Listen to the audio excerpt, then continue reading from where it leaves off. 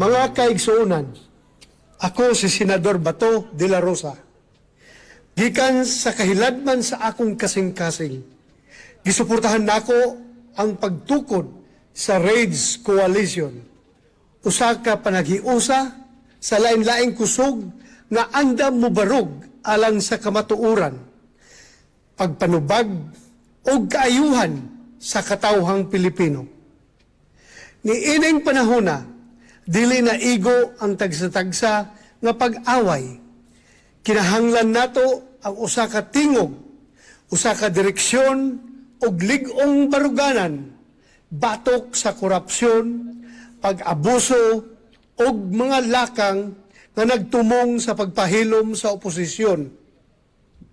Gipahayag usab nako ang akong tibuok suporta sa pagpanguna ni Sebastian Duterte isip leader ni ini nga koalisyon. Nailhan nato si Mayor Basti nga usa ka isog na ay baruganan, andam, makig-away o iaway gyud niya ang hustisya alang sa katawhan. Og labaw sa tanan, nagpadayon ko sa pagsuporta kang BP Sara Duterte, Inday Sara, nga nagpadayon sa pagserbisyo sa atong nasod bisan pa sa mga hagit o pagsulay nga iyang giatubang.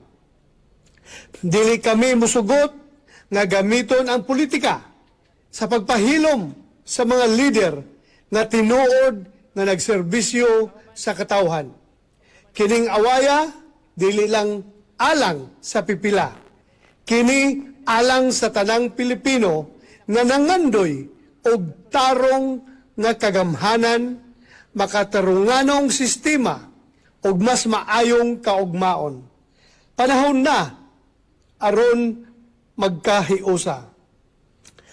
Panahon na aron mubarog.